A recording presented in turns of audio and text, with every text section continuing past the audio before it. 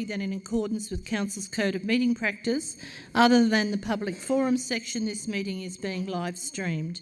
If you could all be upstanding for the prayer of council, which will be read by Pastor Samantha Bulmer from the Lightgate Church, and then that will be followed by the national anthem.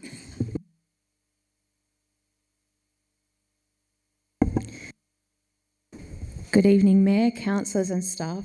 Thank you for the opportunity to open tonight's meeting in prayer. Before we begin proceedings, we would like to acknowledge the traditional custodians of the land on which we meet and their ancestors past and present, the Carbragul clan of the Durrung Nation. I also acknowledge that this land was assessed by the peoples of the Darul and Daruk nations. We affirm our hope and dedication to the good government of our city and well-being of all Liverpool's residents, no matter their race or creed. Tonight, we affirm our hope for sound decision-making by Council, which will improve the quality of life in our city. We express our expectations and best wishes for Australia, our nation's future, the Mayor, councillors and staff of Council, and all those associated with good government in Liverpool. Now let's pray. Father in heaven, we thank you for all who are gathered here tonight. We pray for your wisdom and for your guidance, for our leaders as they discuss and make decisions here tonight. We pray for your blessing over this meeting and for your blessing over the residents of Liverpool. In Jesus' name, amen.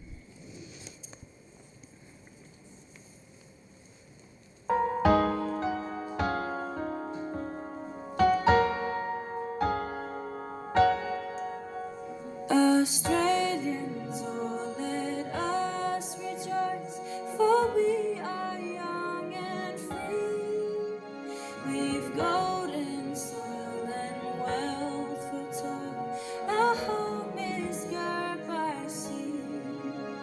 Our land abounds in nature's gifts of beauty, rich and rare. In history's page, let every stage advance Australian fair.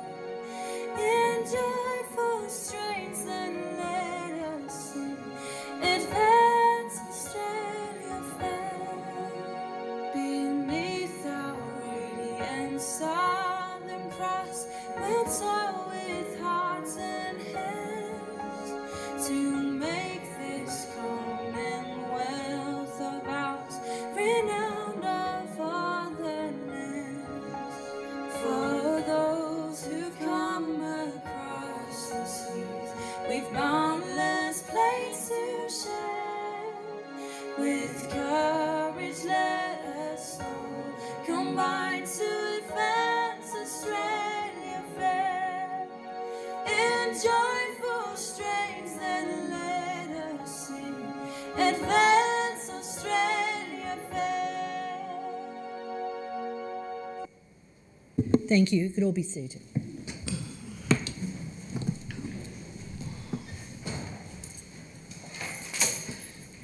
Apologies. Thank you, Councillor Chitty. Seconded. Thank you, Councillor Yard. I'll put it. Those in favour, those against, are carried. Any condolences? Nope.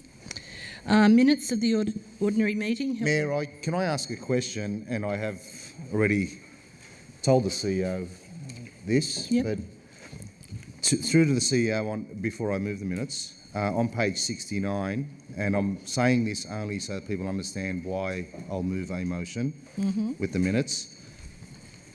Page 69, there was a QWN in my name relating to parking meters, which we had a discussion on and things were to be implemented. Do you believe that a response to the effect, or actually not to the effect, exactly being bad luck next time it's an $82 fine, is in line with what we discussed?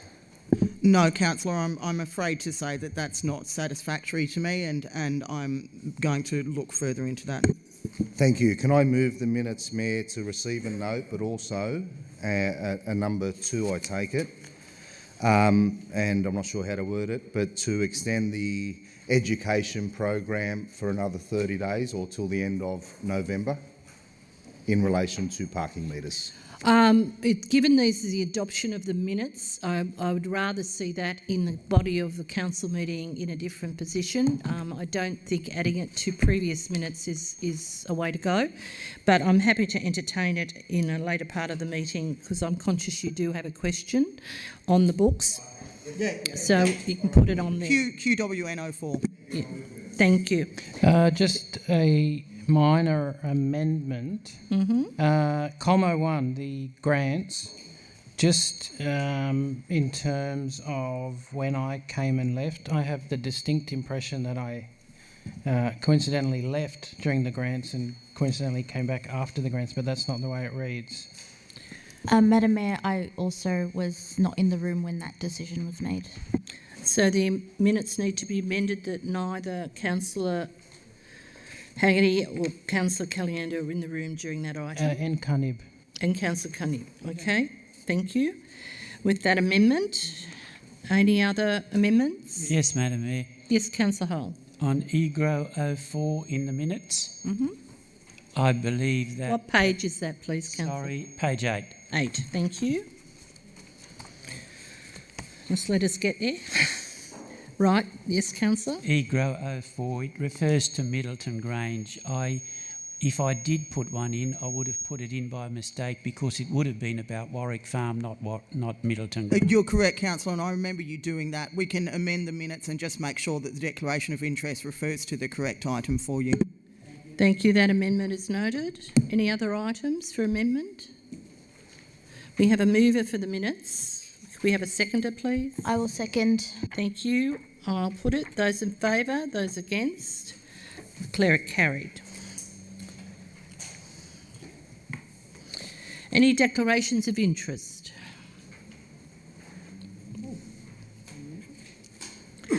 No? None? Okay.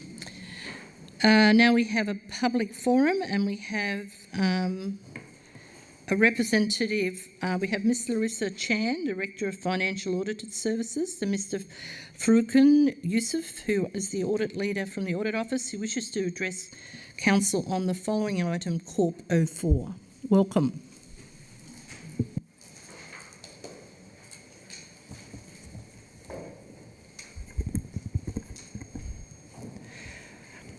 Good evening, Mayor and Councillors, ladies and gentlemen. I'm Larissa Chan and this is Furqan Yusuf from the Audit Office of New South Wales. We're pleased to be here for the 4th year auditing this council. Our role at the Audit Office is to provide independent assurance over the council's financial statements. This is particularly important for councils like Liverpool, which houses Sydney's 3rd CBD, enters into a number of capital projects, such as the Liverpool Civic Place, and as well as some exciting initiatives such as the Western Sydney City Deal.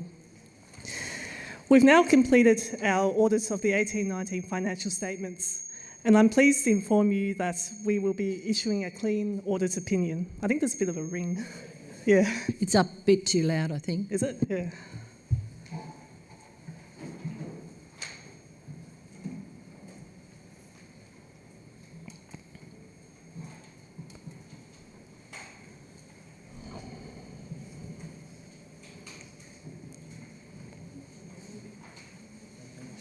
Just if you could stand back a bit from the mic, that might help a little bit. Is that better? Hopefully. Yeah. Continue and let's see how we go. Okay. So we basically completed our... No, it's getting worse. Yeah. Oops. Can Larissa come up to my desk? Larissa, can I suggest you come up to my desk and do it from here so you've got a clean mic? Okay, sure.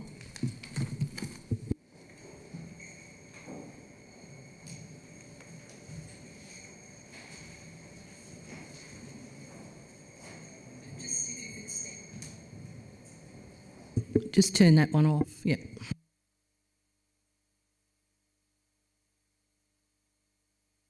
Position.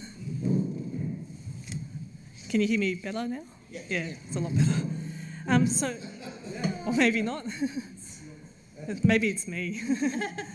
So we basically completed our audit of the 18-19 financial statements, and I'm really pleased to inform you that we'll be issuing a clean audit opinion.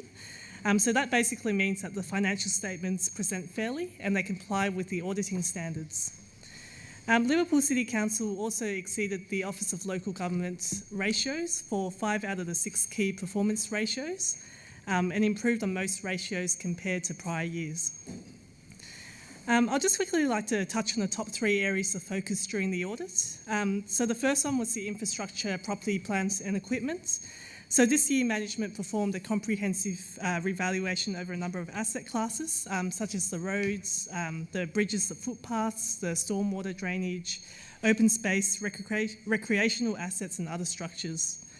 Management also applied indexation for the building assets as well. These all resulted in a revaluation increment, which was appropriately recorded in the financial statements. We also looked at IT controls as well.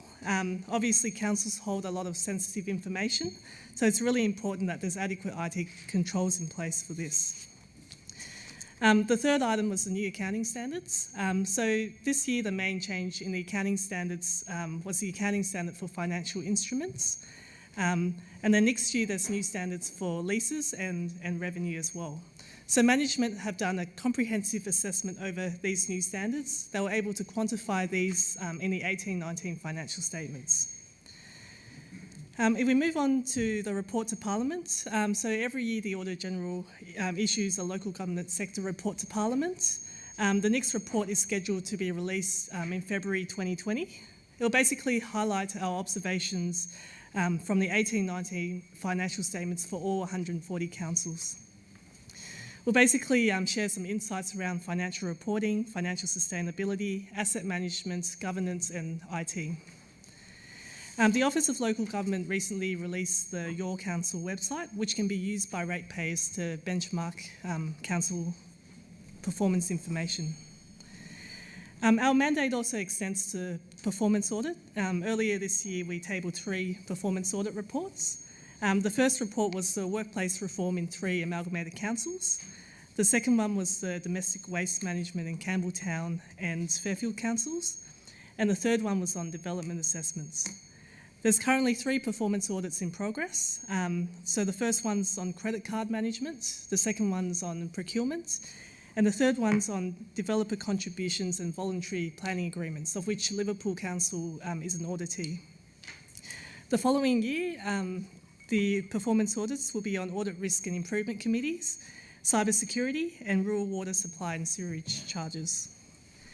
These reports will be made available on the Audit Office website. I'll now pass on to Furkan to step us through the conduct reports. Thank you, Larissa. Through you, Ms. Mayor, upon completion of the audit, we will be issuing a report, commonly known as Report on the Conduct of the Audit, which is mandated by the Local Government Act. The legislation also prescribes the content of the report.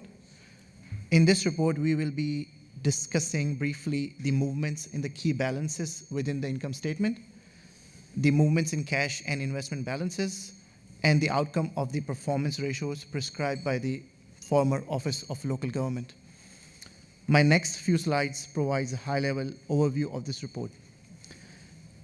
Income statement, just let's stay with income statement. Yes, thank you. So this slide illustrates the movements in the key balances within the income statement. As you can see, the rates and annual charges revenue of the council increased by 5 million or 4.3%, which is in line with the rate increase approved by the Independent Pricing and Regulatory Tribunal of New South Wales, in addition to the increase in rateable properties during the year. The grants and contributions revenue decreased by almost 19 million or 14%. This reduction was mainly due to a decrease in cash contributions levied and collected under Section 711 of the Local Government Act. The council's operating result for the year was a surplus of 97 million or 14%. Was a surplus of 97 million, which was 20 million less than the prior year. This was mainly due to the reduction in grants and contributions revenue as previously discussed. The council's net operating result before capital grants and contributions was a surplus of 1.8 million, 1 million higher than the last year. This movement was mainly attributable to the increase in rates revenue, as well as the following additional factors. The revenue of 5 million from the receipt of ex gratia rate payment by Moorbank Intermodal Company, the revenue of 2 million from the reversal of previously recorded impairment of land under road, an increase in employee benefit expenditure of 9 million, mainly due to higher FTEs, and an increase in materials and contracts expenditure by 2 million due to higher contractor and consultancy costs. If we can go to the next slide, the cash and investments. So the council's total cash and investment balance was 271 million at 30 June 2019. This was 14 million higher than the last year. Council had 44 million in unrestricted cash at the year end. This cash was available for the council to perform the day-to-day operations. Remaining cash and investment balance is restricted for specific internal and external purposes. Overall, the council has reported significant cash and investments at hand at 30th June 2019. The next slide is on performance ratios. The former Office of Local Government prescribed 6 key performance measures which are audited and included within the general purpose financial statements of the council. Liverpool City Council met or exceeded the prescribed industry benchmark for 5 out of 6 performance ratios. The council did not meet the industry benchmark for the rates and annual charges outstanding percentage. Management believes that this is due to an overall trend of more ratepayers deferring their rate payments to later dates. Overall, the council has reported strong financial results, and I congratulate management and the team on this achievement. We would like to thank the staff of the council for their professionalism and cooperation during the conduct of our audit. Are you happy to take some questions? Yes, if there are any. Any questions, Councillor Haggerty? Yeah, just you sort of answered it, but the fit for the future thing that we didn't tick the box on, can you just speak to that a bit more, just the rates and in layman's term, how has that formula worked out and sort of what's changed from last year to put us in the position that it has? So the rates and annual charges percentage, the council just didn't meet it. So the benchmark is 5%, and I think council was 5.2%. It's due to the economic environment. Rate payers are deferring payment of rates essentially, and there's in terms of surrounding councils, it seems to be a similar issue as well. So it's just Western Sydney. Yeah. Any other questions? Sorry, just one in relation to that. Do you see that trend continuing into the future? In terms of rates? It's difficult to predict into the future, but I'll just say the current trend is for the Western councils is that some aren't meeting that ratio. Yeah. Any other questions? Yes, Councillor Haggerty? Not sure if it's a question or a comment. I'll turn it into a question. I saw a report a couple of months ago that had the top 5 suburb postcodes for mortgage stress. 1 was Edmondson Park, 2 was West Hoxton, Middleton Grange, that area.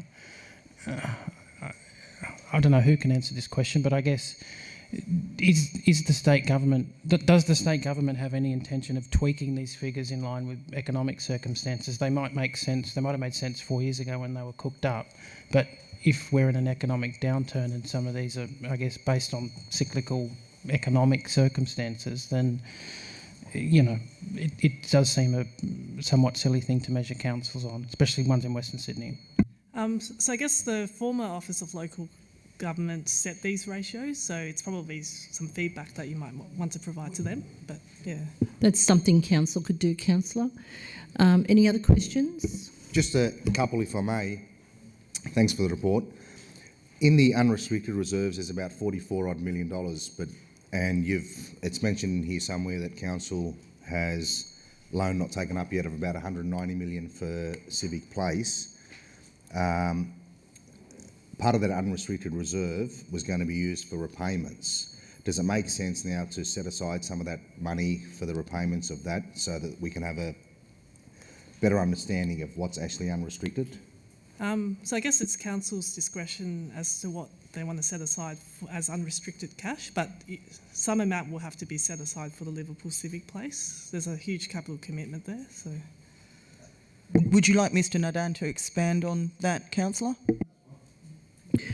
The other thing, and it's not staff that, because they're going with the accounting practices, but how is it an accounting practice where I receive money in this financial year, actually hits my account, but I can bill it to the previous financial year? I can book it in there because I knew that it was coming.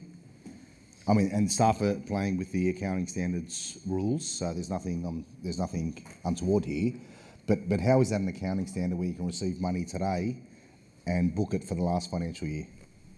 I'm not sure whether that's an accounting rule. I can take that question. So, according to the accounting standards that are mandated by the Office of Local Government and the Local Government Code of Accounting Practice, any revenue that is received for a particular financial year needs to be recorded in that financial year. I understand your question is from the perspective of the revenue for the intermodal company. That amount was received post-year end, but they belong to the previous years before 2018-19, and that's why they were recorded in 2018-19, because the council had an entitlement to receive that amount before 30th June 19. Sorry, but it goes against what you just said, where you bill something when you receive it, yet because we're entitled to it in the previous year, it's an accounting standard, but it just sort of... Excuse me, councillor, I'd just like to stop you there. We have two independent auditors here delivering a report. I don't think getting into a discussion about what you believe and what they believe is important at this point. If you have an issue with the audit, I would suggest you put it as a motion when that audit item comes up. Sorry, with all respect, Mayor, there's a audit report in front of us. Yes. There's talk of 5 odd million from the intermodal. There's talk of 100. I'm only talking about here. And I understand what you're doing. In relation to... Councillor, you got an explanation from the auditor. I don't think now having a continued dialogue on it is going to be useful, given they're here to demonstrate what happened in the audit. If you have some issues that you feel are important enough to be considered by the council, I would suggest you make it a resolution within the council. Sorry, Mayor, but all I was asking was I received a response, which I took on board. Yep. Which said when you receive the money, you bill it for that year. That's right. Thank you. But then I was told this was a different case. So I was just trying to get an understanding on that. I'm not pushing him. I just need to understand so that... And I've heard from the staff before and I've taken that on board, but then I just heard two things there. So I'm just trying to get clarification. It's okay. The auditor said he's happy to take it further if you so wish. Yes, I can try to explain once more. Once the council is entitled to any revenue, the council can record that in the financial statements as revenue, even if it is not received. Which is... Okay, thank you. Any other questions? I'd just like to congratulate the Audit Office and our hard-working staff on a splendid result. And your microphone's ringing as well. Yes. Okay, thank you very much. At this point, given that we've had the presentation and it is on the books, I'm going to move Corpo 4 forward because we have the auditors here. It's on page 69 of your addendum document. And I'd like a mover of the recommendation. Move that way, thank you, Madam Mayor. Thank you, Councillor Sheldon. I'll second it. Thank you, Councillor Rhodes. Is there any opposition? I'll put it. Those in favour, those against, declare it carried. Can I be recorded as voting against, Mayor, please? Yes, sure. Thank you. You're welcome. Okay, so, right. Now the next... Turned off, I think. The next item on the agenda is 2 mayoral minutes. Let's see what order they're in. The first is relating to the Liverpool Innovation Precinct Land Use and Precinct Strategy launch. It is a mouthful.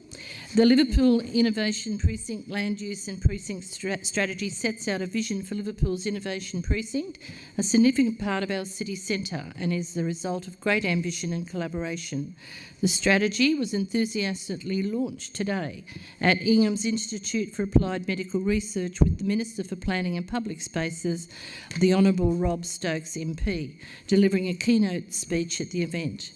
The Minister strongly supported Liverpool's case as a true innovation precinct, highlighting the combination of state government investment, collaboration from key partners and leadership from Council. He told an audience of senior health and planning professionals that Liverpool had put together a compelling case to be the city centre of the Western Parkland city.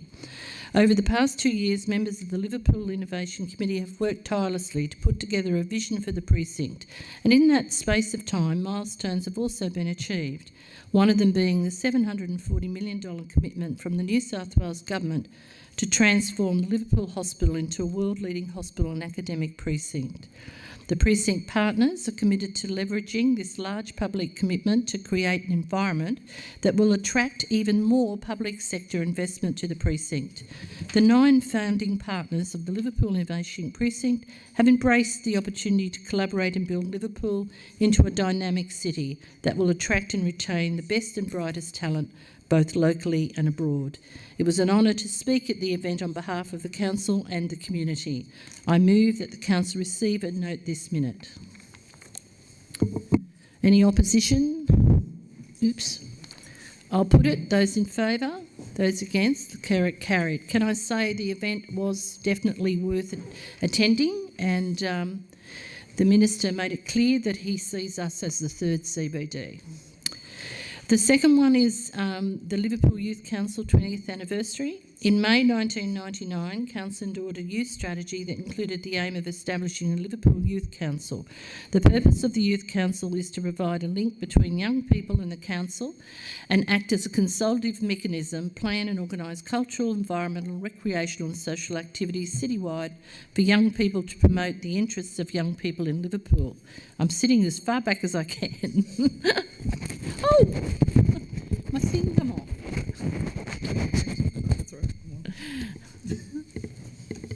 Okay, I've been turned down and I now have a buffer. Over the past 20 years, the Liverpool Youth Council played an invaluable role in the development of local youth interested in improving their local community and allowing their voice to be heard in decisions made by this council. The Youth Council has strived to achieve its purpose through the hosting of the annual Youth Week activities, initiating the CBD Exposed Music Festival, and members volunteering and participating in various council events and consultative forums. Youth Council members attend monthly meetings and have been active in the community consultation with many local students to make improvements where possible to support the community and council's activities. In 2019, it is the anniversary of the first Liverpool Youth Council. The current members of the committee are planning a 20th anniversary function and to invite all previous members to celebrate this great achievement. My recommendation is that Council acknowledges the success of the Youth Council and its commitment to its members from 1999 to 2019 and contribute an amount of $2,500 to support the Liverpool Youth Council's 20th anniversary event on Thursday the 21st of November. I formally move that. Is there any opposition? I'll put it. Those in favour, those against. Declare it carried. Madam Mayor, before you move on, I have a matter of urgency. Thank you. Yes, what is your urgency motion, Councillor? Yes, with any luck it'll come up on the board soon, shortly. Madam Mayor, while it's coming up, it relates to the fast 15th Avenue Smart Transit Way. That's 15th Avenue and Hoxton Park Road out to the airport. The Roads and Maritime Service had a public consultation on Saturday the 19th, also on Monday the 21st. The matter was the subject of a briefing. Thank you. On the 24th of October, which of course is after the deadline for notices of motion. The proposal on the part of the RMS involves curbside transit way together with centre running transit way, varying at various stages along the transit way out to the airport, as is shown on paragraph Council is concerned about the potential for major intersection layout requirements and reduced traffic efficiency if the rapid transit serviceway indeed fluctuates between curbside running and centre running out to the airport.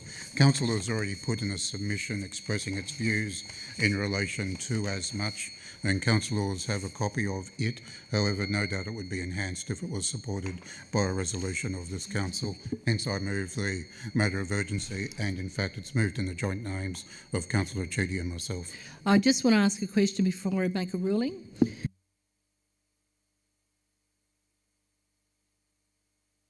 They're calling for submissions. Right, thank you very much. I just want to clarify the point. I'll deem it as urgent because they are calling for submissions right now. We've already put in one, and this will be our second attempt to get them to listen. So your recommendation is before you. It's moved by Councillor Sheldon and seconded by Councillor Chitty. Mayor, just on the recommendation, and obviously with council, if the mover agrees, I think we need to go a little bit further in the recommendation and ask the media team to actually prepare a strategy and get this out to the public. So if I can add that on, obviously with the mover's consent, that we actually do a media campaign in relation to this. Could I also suggest that in your motion, because it is a very important motion, that we make urgent representation physically as well on our dissatisfaction with what has happened to date. And I think you could delegate the CEO to that role or whomever, but I think it really is important to strike while the iron's hot, as they say. Yes, the transitway is crucial to the future of Liverpool. It is, yes. And happy to take on board the amendments suggested by Councillor Chudi and also yourself. Thank you. Thank you very much. Okay, so to undertake a media campaign and to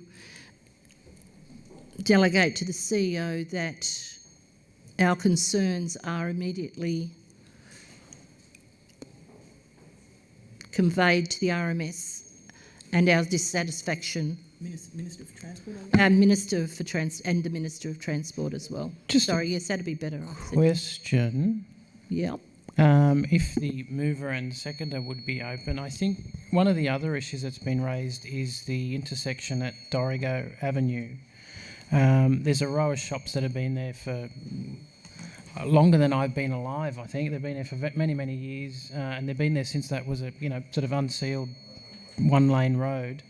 The proposal is to turn that into a blocked intersection where it's sort of left in, left out. Those businesses, some of them are award-winning businesses. You got La Rumbla, which I think was mentioned in the Telegraph earlier this week. They're going to be devastated by this, and I think it's unfair. Or they're going to be devastated by what's been proposed. Well, can I suggest, Councillor, that with our concerns in regards to speaking to the Minister, that we include mention of the Dorrigo Road entrance and exit as an example of how we're very, very concerned and we oppose any suggestion that it be closed. Would you be comfortable with that being included in the motion? Oh, well, I'm asking the mover and seconder. Can we speak for and then reconsider that? Yes, certainly you can speak for it. And Council, I think it was the first time we've all sat in a briefing session and there was a few of us at the briefing session where it wasn't just one or two people having a crack at the presenters. It was all the councillors, and then to see staff then jump in on the end of it, we're on a unity ticket in relation to this proposal.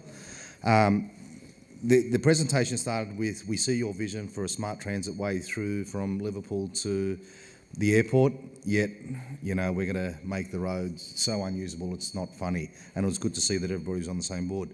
I think in general, we need to stop playing nice. And I know there's nice glossy brochures and everything's happening with this smart transit way.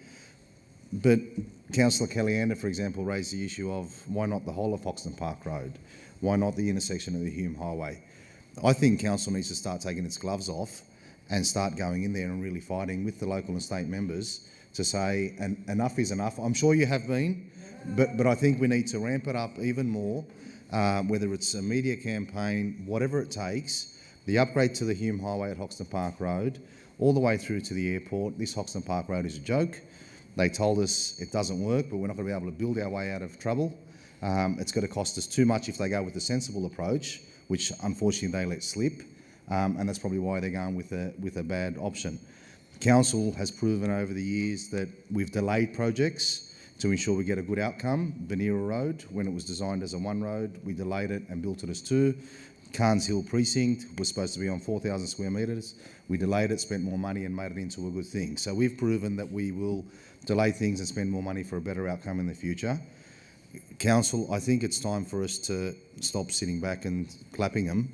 It's time to get out there and really push a campaign, whether it's media, whether it's staff, whether it's you, Mayor, at every opportunity you see them, saying we're not going to take this anymore because the brochures are one thing, but actually delivering is what people are expecting. The CEO wishes to add to your comments. I'd just like to seek some clarification, because I actually think what you're asking for, councillors, is a communications campaign, which would involve a far broader strategy than just the media. So if we can get that reflected on the resolution, that's useful for me. Yeah, consent to that, thank you. My suggestion to take up Councillor Chitty's sentiment would be to say, and Minister of Transport and all political representatives in the area, and that would cover that whole matter.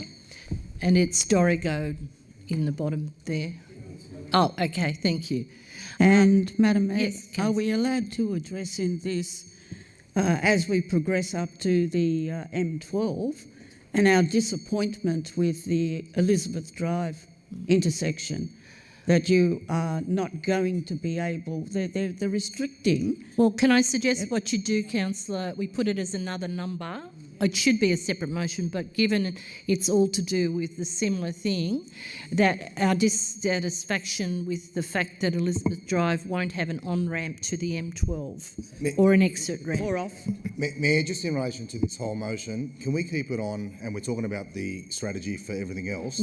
This is designed for Hoxton Park Road, which is an issue in front of us today. I'd hate to take away the focus from Hoxton Park Road to every other road in Liverpool. We'll leave that as a communication strategy or a whatever it was that we agreed on campaign with the media team, and have this solely focused on Hoxton Park Road. I take your point, Councillor. I'm just trying for the sake of time, because I think everybody understands that the submission's been called again, and we want to make sure that we get our voices heard on these matters ASAP. I mean, if you wish, we could take Councillor Rhodes' motion as an urgency motion as well and deal with it separately after this motion, which might be a cleaner way to do it. But any other discussion? Yes, Madam Mayor, just to follow on from Councillor Hachiti's point, I think one of the things that stood out to me in that briefing session was the fact that all of these different issues or pinch points along Hoxton Park Road are being treated as discrete projects, discrete issues, without kind of looking at the transit road in its entirety. So something that I would, that I hope that the mover and seconder would be comfortable with is advocating for, within RMS or within the department. What is it now? Transport for New South Wales. Within Transport for New South Wales, advocating for Hoxton Park Road to be treated in its entirety rather than as separate sections. So in our advocacy and communications to the Minister and to the Department, actually talking about that as a potential course of action going forward. Yes, I think that the mover and seconder are happy with that. Okay, what Councillor Kellyanne is asking is that be included in the discussion that we explain that the whole of Hox Park Road and 13th Avenue, everything be explained, that it's all joined, and you can't just deal with one bit without the other, basically. And I suppose in point 4, when we're doing to the RMS and Minister of Transport, and that instead of naming Dorrigo Road and everything else, I mean, we know the issues. Whoever's doing that then does it, and we just focus this on the design of Hoxton Park. I hear you, but I think that's a good example of how we're not happy with it, and it will come up in discussion. Okay, is there any opposition? I'll put it. Those in favour, those against, declare it unanimous. Councillor Rhodes, I'll take your motion as urgent, that we are also dissatisfied with the M12 and the lack of an on-ramp and exit ramp onto Elizabeth Drive, and that isn't I'm happy to That is- second that. That is something that also needs to be addressed in the same manner as the previous urgency motion. You happy with that? Okay, I'll just for the sake of time, and I'll explain why in a moment, I'm going to put it, those in favour, those against, declare it unanimous. We're going to have a 10-minute break. No, we're not going to have a 10-minute break? No, hold on. It's to do with the sound equipment. Councillors, can I please firstly apologise for the sound equipment? We clearly have some technical issues. We could attempt to reboot it, but there is no guarantee it's going to make the difference. Well, So, I'm going to Madam Mayor, say we're going to have a 10-minute break and we will reboot the system in the hope that it comes back happy. Thank you. Have you tried restarting your computer? Can we please minute that comment from Councillor Chidi? We're turning it on and off again.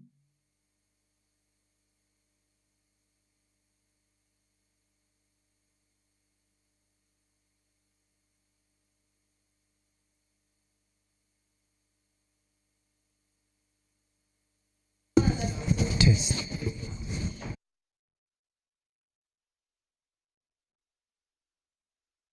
Problems. Fortunately, we're not flying. The computer system, and are we streaming? It should start in a second. Okay, there are some issues, so if people have motions, etc., from here on in, please be aware that the staff will have to probably transcribe everything manually and may not be able to do it straight off the computer into the program. So I'm asking for everybody's cooperation in something that's a bit stressful this evening. Okay, thank you for coming back. The first issue on our agenda is on page 71 and it's CEO 01. I move receipt and note. Thank you, Madam Mayor. Thank you. Councillor Shelton. Seconded. Thank you, Councillor Rhodes. Any opposition? I'll put it. Those in favour, those against are carried. Next item's on page 107. Can I ask some questions, Mayor? Certainly. In relation to this, through to either yourself, obviously you've been part of this for a while, or the relevant director. Yes. I note the councils that are on this, and obviously then there's going to be an overlap between the ROCs. I understand this is totally different to the ROCs, but also talks about policies, standards, procedures, strategic plans and whatnot. Governance.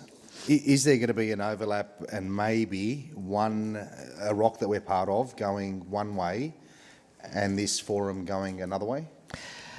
I have to say, Councillor, that, and this is based on my own experience, it's a very different process to the ROCs, and I was on a ROC for many years. It is very much focused on the Aerotropolis and the growth around the Aerotropolis, where a ROC, as you know, has a bigger agenda and bigger other issues on its plate. So this is particularly aimed at the Aerotropolis and the relationship of the 8 councils in that Aerotropolis area. The 8 councils were nominated by the federal government of the day. It wasn't a sort of a lottery or a EOI process or anything like that. So the relationship is very much about those 8 councils affected by the Aerotropolis, but also the airport being constructed. So, I mean, where that all goes when the airport and the Aerotropolis is complete is another issue. That will obviously be in some time. But based on places overseas, such as Manchester and also Launceston and Townsville, when the projects were completed, then the city deal process was no longer really required. So this has, in a sense, got a time limit where the ROCs don't. All right, just further, and then going to the charter, on page 119, 4.1b, the role of the Mayoral Forum will be to, and I suppose I see clarification on, it says endorse a delivery program. Is that a delivery program? Sorry, which number was it, Councillor? So 119, 4.1b. B, yep, got it. Excuse me. For example, endorse a delivery program outlining proposed strategies and whatnot. Yep. And budget for the term of local government. I mean, that could be local government. I don't think local government they're getting rid of. But is that a delivery program agreed by the 8 mayors? Is it something that council says to the mayor, this is what we want, or how does that work? There are a couple of ways of doing it. As you know, we have projects in the pipeline at the moment that the council have nominated and agreed to, but there will be other projects that are in the document. I believe there's 36 priorities that have to be addressed in the City Deal document, which has been signed off by the Minister and by the federal government and the state government and local government. And that delivery program will be very much a priority. And that's separate to the projects that are happening independently in the different LGAs. So right now, this particular project is probably needs some sort of direction, and it also needs ongoing liaison between the different levels of government. So again, it's a different sort of arrangement to a ROC. Mayor, just a couple more. Yep. 4.1D, and then I note in the recommendation it says to nominate a alternate for yourself. Yep. You're not there. But if you look at 4.1D, it says if you're not there, somebody can sit in as an observer and only vote, which means then if there's a concern from this council, that representative can't say anything, can't do anything, can't raise their concerns, can only observe. So I'd have an issue with that. Well, because it's a mayoral forum, it isn't an observers forum, councillor, and it has been the fashion of this particular process that no major decisions have been made without the consensus of all councillors involved, all the mayors involved. So there's been no decisions, as far as I'm aware, made without everybody having some sort of say in it. And they don't all agree, and there's a general frank discussion around various issues. So we don't miss out, if that's what you're concerned about, because if it is a really important issue on the agenda, we all get to talk about it even though we're not physically there.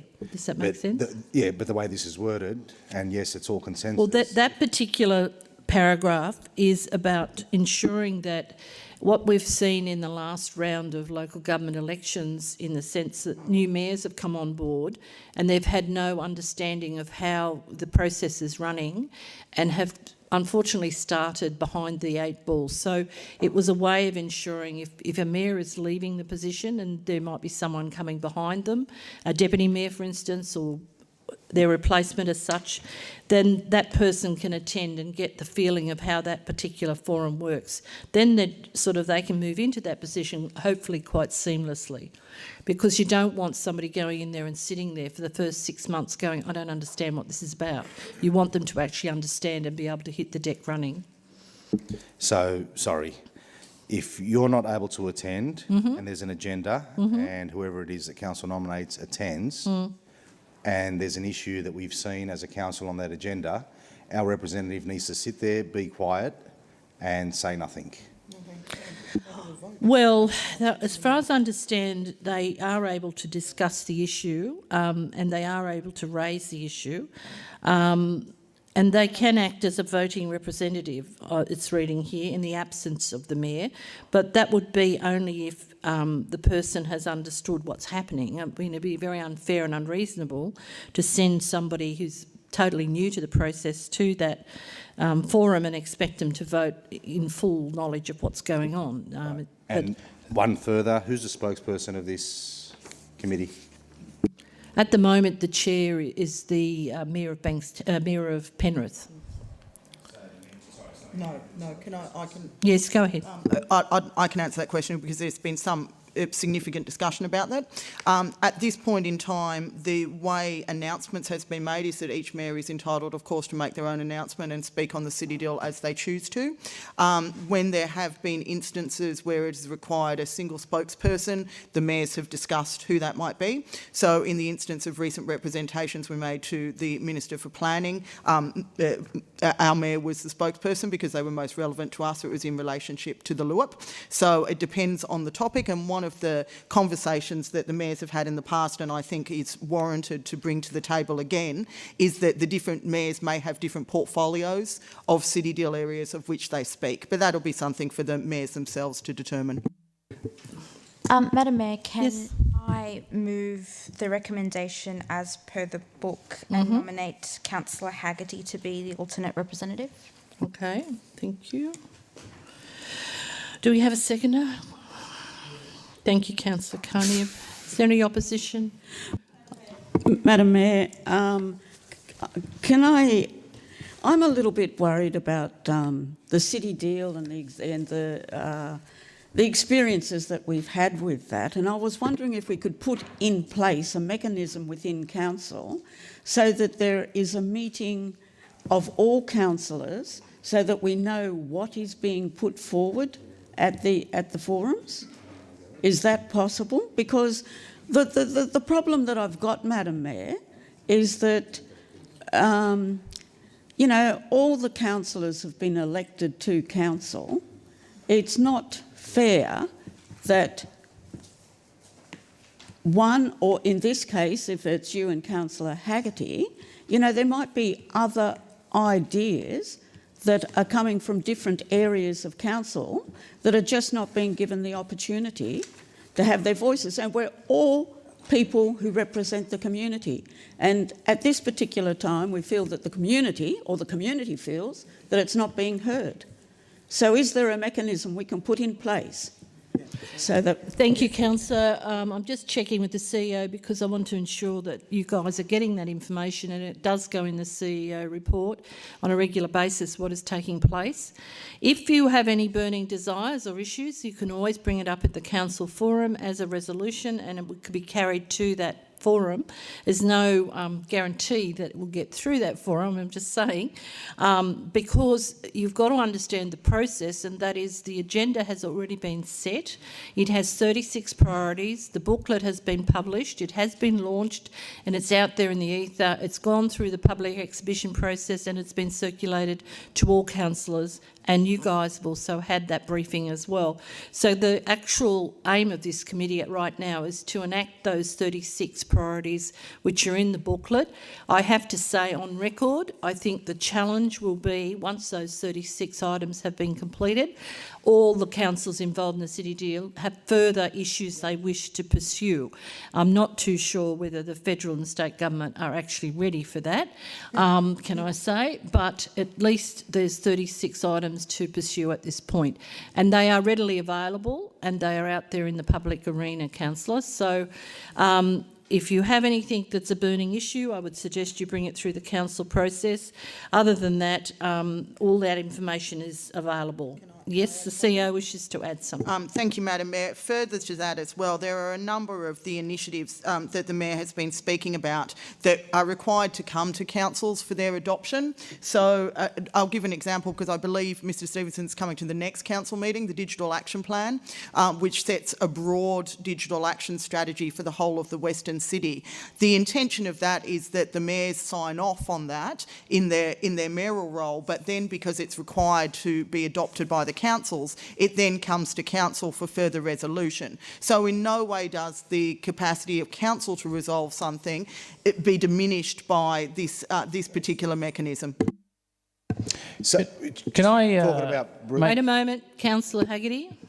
Can I make a suggestion? Can we add a point 5 there, something along the lines of council initiate an appropriate mechanism for raising things to and from the forum? I believe it is a standing item on the strategic items agenda. Yeah, it is. Yep. So that mechanism already exists. Sorry, Mayor, if yes, I may. Councillor. I know we were supposed to have a city deal briefing the other day. That was for some reason cancelled. Would that have been a better time to sort of discuss this as well? I think it would have been, Councillor, but I'm sure that's going to be rescheduled, so I would suggest that's probably the best time. Okay. Okay, we have a motion before us. Is there any opposition? Through you, Madam Mayor. Yes, Councillor Blue. Question there on the financial contributions there. It's saying that the general managers were verbally, there's a verbal confirmation that they will be supported. Right, I mean, it's a verbal confirmation. Would there be any official confirmation down the track? Yes, we're waiting on that, Councillor. It's a good question, and I would have preferred to be coming to you with written confirmation, but we've got a relative level of certainty. If it falls over, then I will come back to Council with that information so you can further look at your decision making. Thank you for that. And on the second there, through you, Madam Mayor, yes. I do agree with Councillor Rhodes that us as councillors and representative of our community should be well informed with the city deal, and they're nominating Councillor Haggerty. I don't have an issue with that. But again, if with your indulgence, that I would like to see that any of Liverpool Council is able to attend. So maybe we can add to that. I'm sorry, Councillor, I'm not trying to stop you, but it's not our forum. That is a rule that the forum has actually made. We can't impose, as the group, they've actually adopted that, not us. So if we ended up sending, just for the sake of the argument, 5 councillors along, that would be inappropriate for that forum. So you're saying, Madam Mayor, that it's law within that is not for councillors not to attend or unable to attend, is what you're saying? Well, councillors are not invited to attend, to be frank. It's a mayoral... Not invited, so... It's a... Another word. At the risk of... And I'm so trying... can we be invited, Madam Mayor? I'm trying to be as complimentary as possible here. This was not something that I personally did. This is something that has been designed, again, by the federal government and the state government.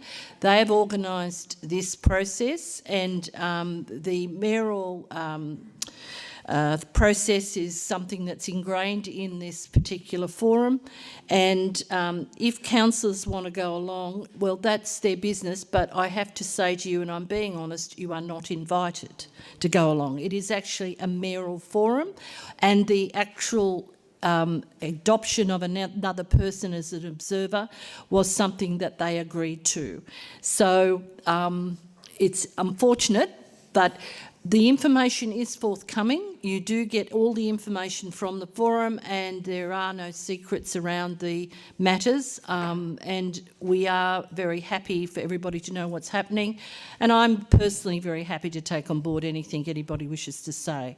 So that's where we're at with that, Councillor. So, Madam Mayor, can I just quickly clarify something? Yes.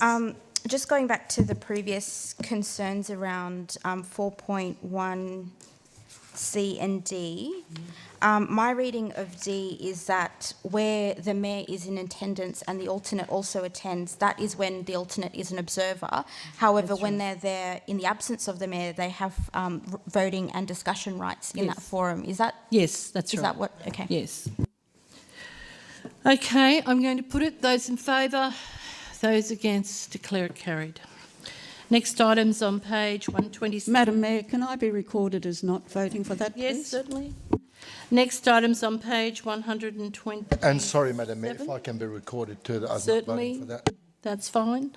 Next item's on page 127. Can I ask some questions, then move a motion, which Yes, I'm sure certainly, will get Councillor. unanimous support? Thanks, Mayor. Through you, CEO, to the whoever needs to. On page 130.3.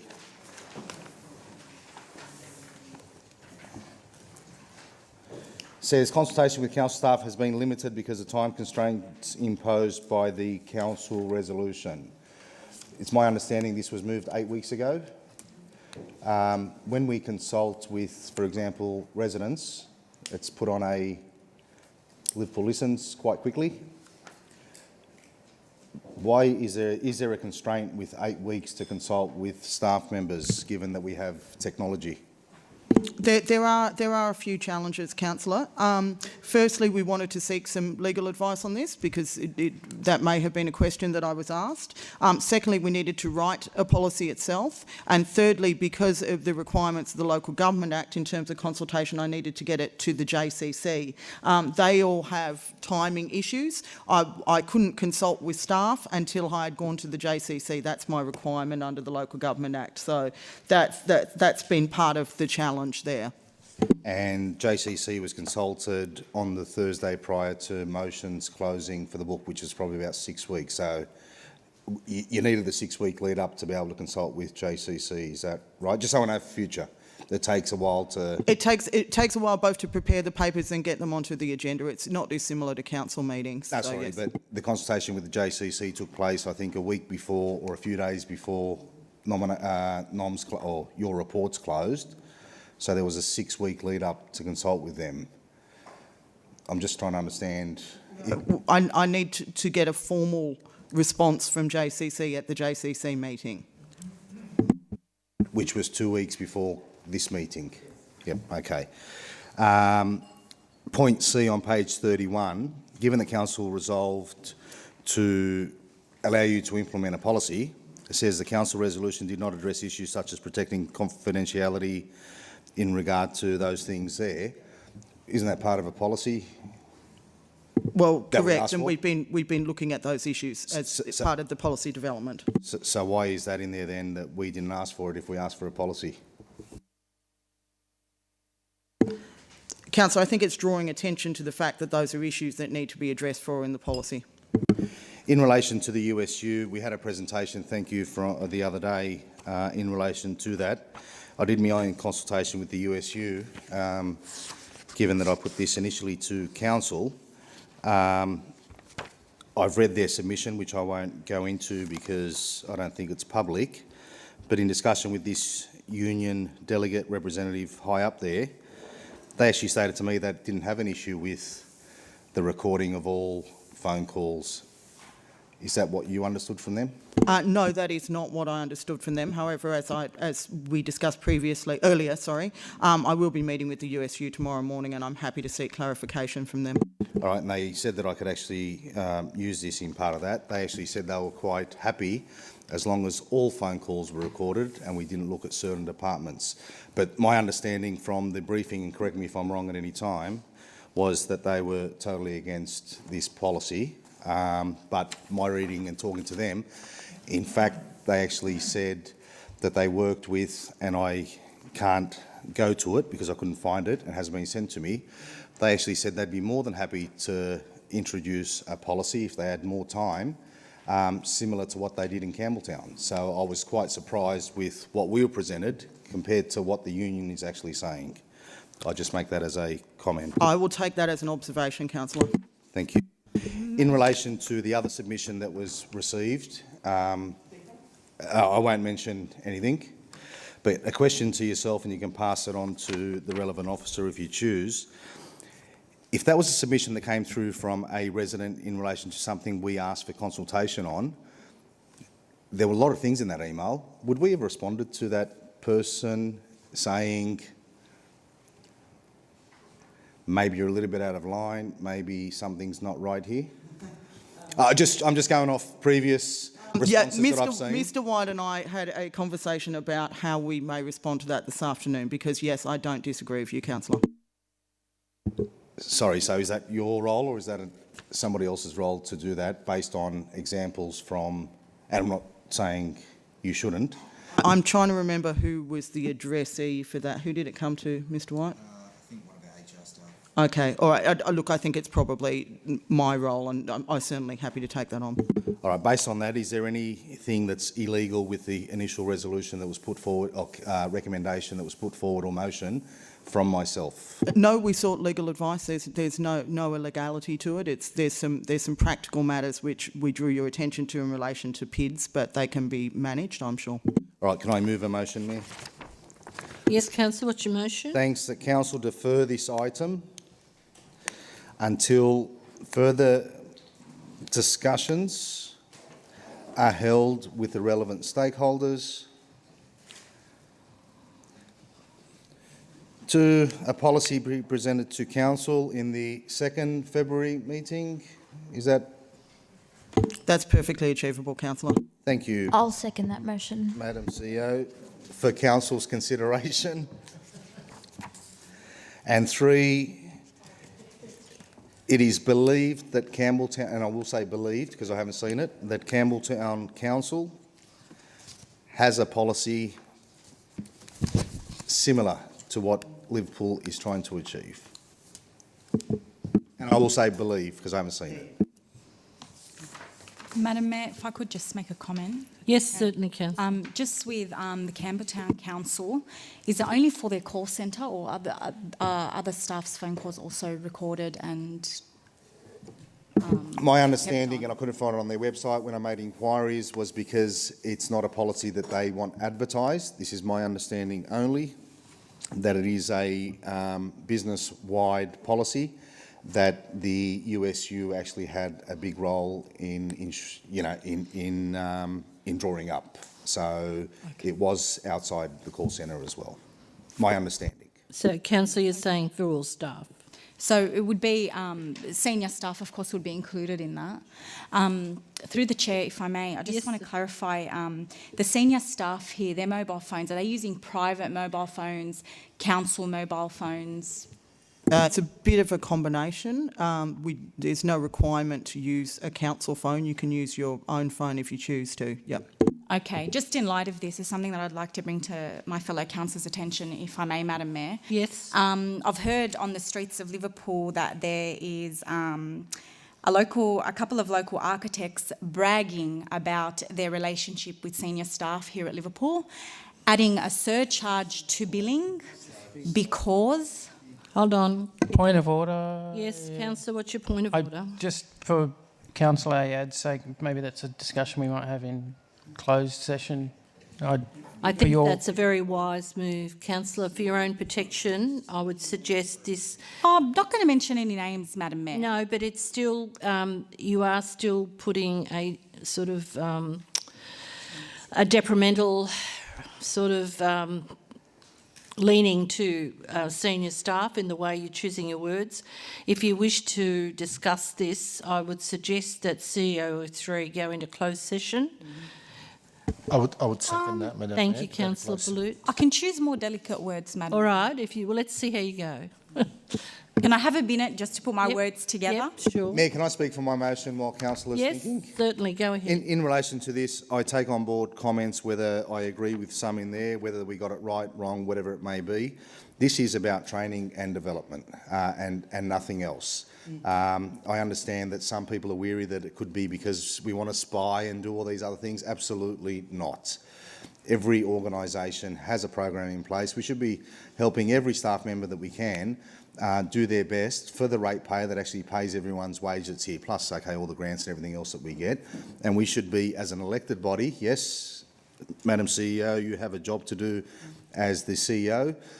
Councillors also have a job to do as elected by the representative, and that's to ensure that we provide them the best that we can. And in turn, our staff will develop, will grow, and hopefully move on to bigger and brighter things, either within the organisation or outside. In relation to some of the comments that I've just heard there, and I hope we don't hear them, I don't want to see this go through to staff's mobile phones. I don't want, whether it's their personal or the council one. This is just about people calling in and ensuring that we can help our staff give our residents the best possible service. Again, similar to the Hoxton Park thing, can we just focus on this learning and development? And if people have issues with anything else, they can put it on the agenda or go in a closed session and not move away from what this motion is trying to do. Just another point of order. Can we fix up point 3? That we need an action there. So notes or either notes, yeah. Okay, thank you, Councillor. Thank you for speaking, Councillor Chitty.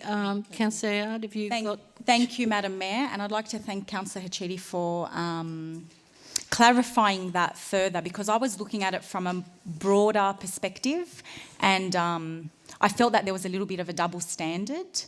But now with those objectives set out, I'm happy. I'm even happy to second this motion that's before us if it hasn't. So, it's already been seconded. Thank you. Yes, thank you. Councillor Caliander seconded it. Okay. So we're going to closed session because I want to hear more about this. We can have a conversation later, Nathan. Okay. Councillor Haggerty, pardon me. Thank you for seconding my suggestion, Councillor Balut, but it seems we're moving on. So we have the motion as moved by Councillor Chitty and seconded by Councillor Caliander. Is there any opposition? I'll put it. Those in favour? Those against? I want my name noted against it, please. Yes, record me too. Thank you, Madam Mayor. Thank you. As voting against. And the motion is carried. The next item's on page 134.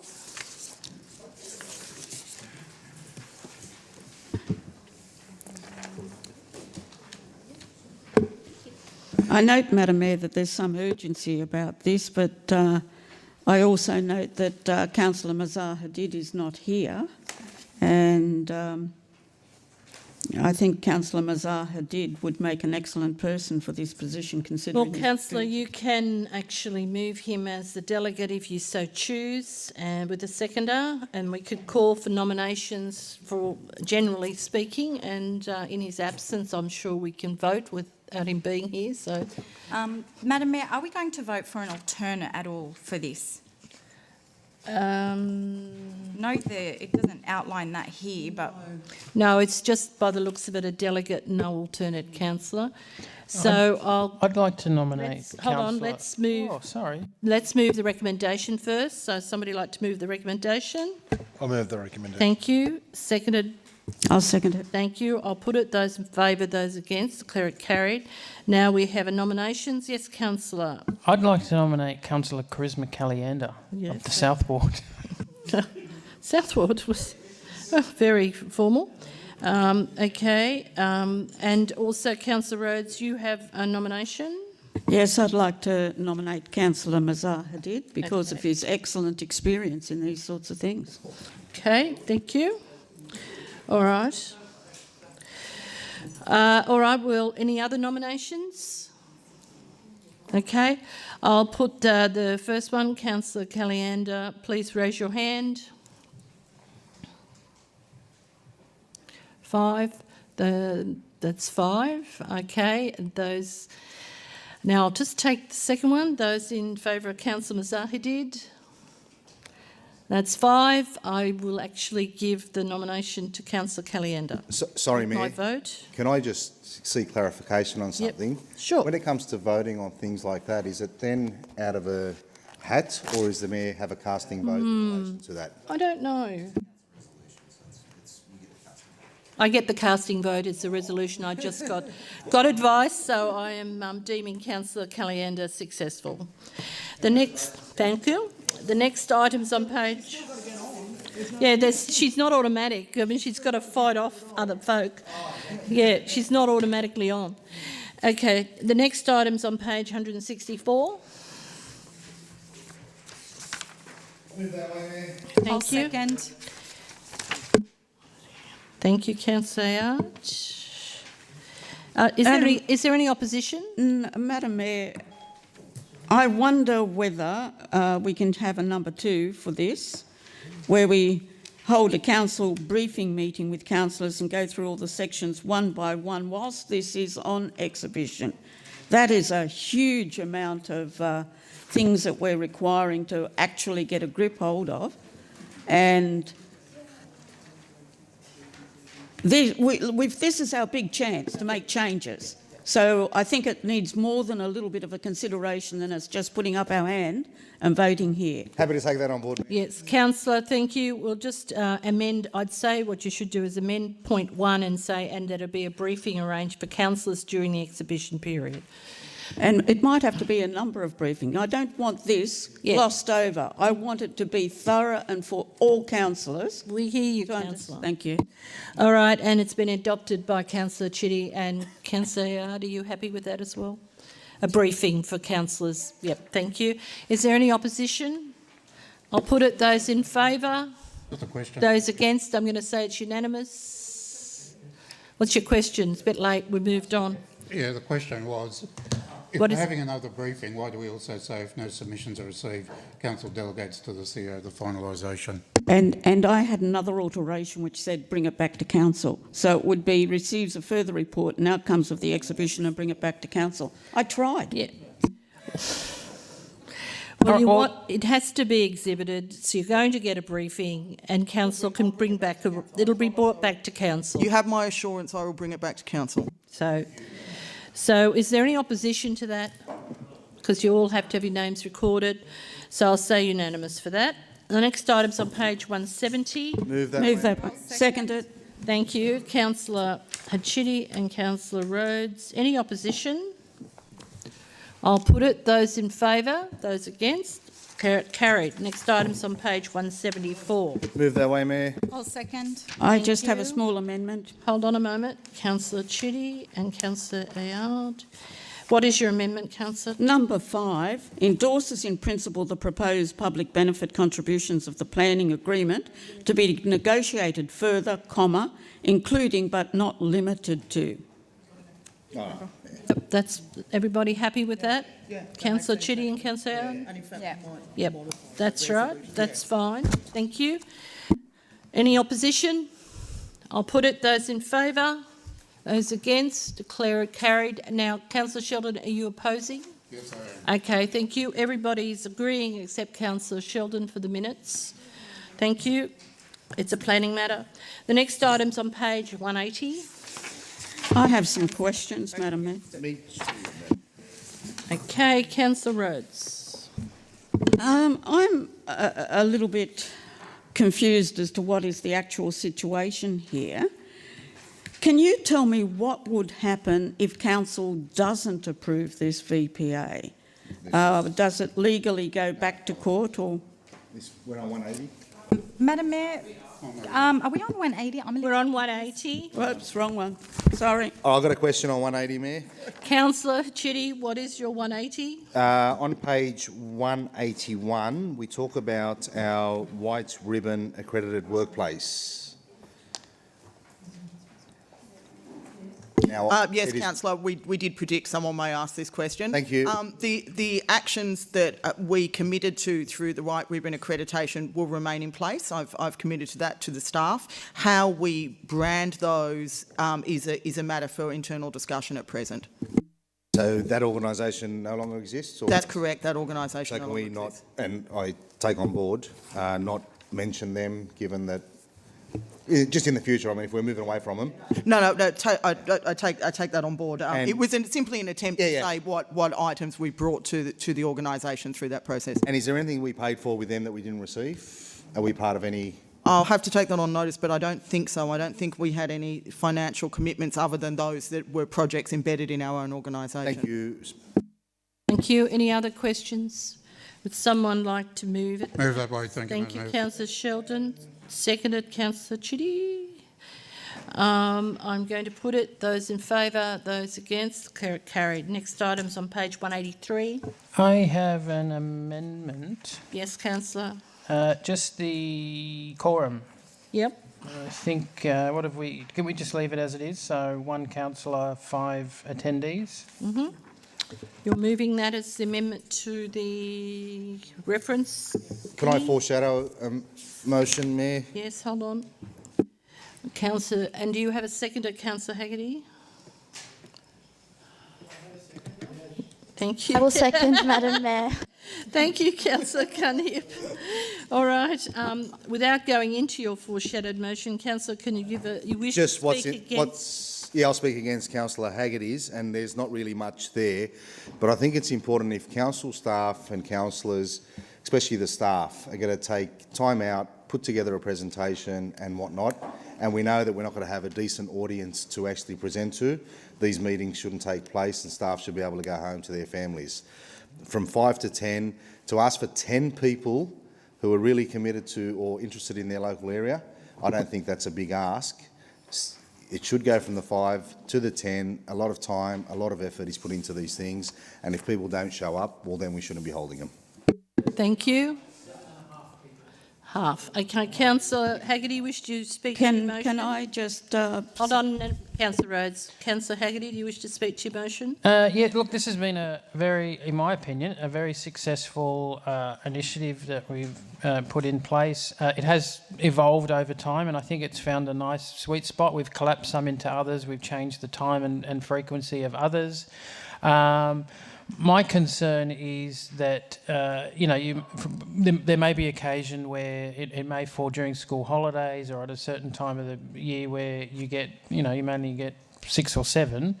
I know with my one there's been, I think, once or twice where it's only had a handful of people, but there's been times where hundreds have turned up. So it just depends on what's on the agenda and sort of what time of the year it falls, and I'm just concerned that you might get a bad run of a couple meetings and then the whole thing gets dissolved, and I don't think that's fair to the community. Thank you. Any speakers against? Councillor Rhodes, you have the floor. Yes, I'd like to support Councillor Haggerty in his comments there. Thank you very much. Mainly because of 3.2, where Council has established the Liverpool District Forums as a means to develop and strengthen strong community bonds by ensuring ongoing dialogue between Council and the community about matters affecting the local communities, etc., etc. The reason why we've created these district forums is all for those purposes. And I agree with Councillor Haggerty about this, that it would be sending the wrong message out there to the community at a time when they feel that their voice is not being heard, to turn around and say, listen, if you don't get 10 of your asses in here, we're going to knock those... Watch the language. If you don't get 10 of the people in here, you're not going to have a meeting. I just think it's the wrong message to be sending out to our constituents. Okay, we've had 2 speakers for. Do we have any speakers against? All right, I'm going to put the motion first as moved by Councillor Haggerty, and seconded by Councillor Cunib. Those in favour? Those against? Declare it carried. As voting against it? Yes, Councillor, you can. Next item's on page 195. Madam Mayor, I'll move this one. Okay. Seconded. Thank you, Madam Mayor. Thank you. Madam Mayor, before you put it to a vote, can I just make a comment on this? I just would like to commend council staff on moving along Al Faisal College's DA. Representatives from the school came and met with the Deputy CEO and Director Eddie Jackson, Director of City Community and Culture, and it was a very progressive meeting, and the school is very, very happy, and they've sent out the letters to the 400 students that were on their waiting list, and now all those kids know that where they'll be starting their schooling year next year, and a lot of families are moving to the area because their children have now been accepted to the school, and a lot of parents were really pleased because they actually had older kids already at the school, and now their siblings could follow through to the same school. So I'd like to commend the directors involved in the planning department on that. Thank you for the great work. Thank you. Any opposition to the... Can I ask a question, Mayor, based on the comments that we just heard? Yes, certainly. What is the process to get a DA moved along? Oh, so this, under these circumstances... Sorry, it was a question. It's a question to the staff member, Councillor. I just heard that there's a process to get a DA moved along. Can I be advised what that process is in case I need to help someone? You need to help somebody? Thanks. That's... Enjoy that one, Mr Moore. Through the CEO. There's no specific process, but there were some issues that were not understood, I think you could say, between the staff assessing application and the proponent. There was some missing information. Through the meeting, as happens just about every day, often in fact each day, an open dialogue led to a good level of understanding of what the issues were, the information flowed, and we were able to make a decision. Okay, is there any opposition? I'm going to put it those... Yes, Councillor Rhodes. You have opposition?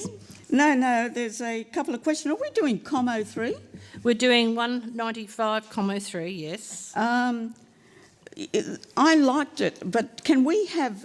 Is this going to be going up onto the website so that people can actually see all the different funding opportunities? Yes, that's correct, Councillor.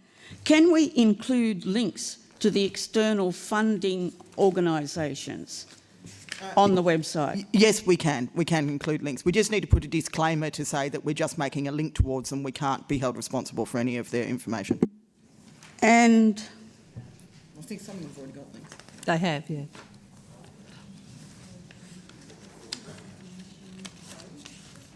That's all. Thank you. Thank you. I'm going to put it those in favour, those against, declare it carried. Next item's on page 205.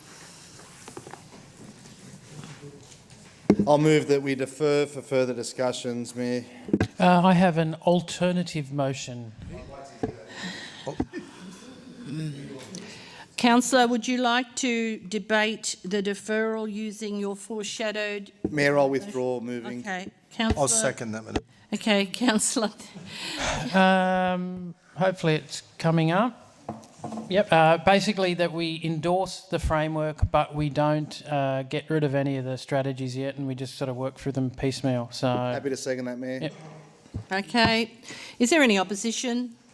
I'll put it those in favour, those against, declare it carried. Next item's on page 236. Move that way. Second, Madam Mayor. That? That was me. Oh. Yeah, I've got I range. didn't recognise your voice, Yeah. Councillor. Sorry. Okay, Councillor Haggerty, seconded. I'll second it. Thank you, Councillor Rhodes. Any opposition? I'll put it. Those in favour, those against, declare it carried. Next item's on page 245. Move that way. Thank you, Councillor Rhodes, seconded. I'll second that, Madam Mayor. Thank you. Any opposition? I'll put it. Those in favour, those against, declare it carried. Next item's a committee report. Madam Mayor, can I move that the committees be moved as a whole? Yeah. Can we pull traffic out? Yeah, traffic. Oh, yes, except for traffic. Okay. Seconded. Who seconded that? Thank you, Councillor Rhodes. Any opposition? I'll Sorry, put. does that include the late committee? Yeah, traffic. Yeah, traffic's been pulled. Sorry then. Traffic's out. Traffic's out. The strategic panels there, wasn't it? I'm going to put it. Those in favour, those against, declare it carried. No, The it's not there. community and safety and no, not that one. Sorry. Traffic's not there. Oh, it's in the addendum. Oh, sorry. So bear with me. These addendums are fun. Addendum. Page 165 in your addendum document. 65.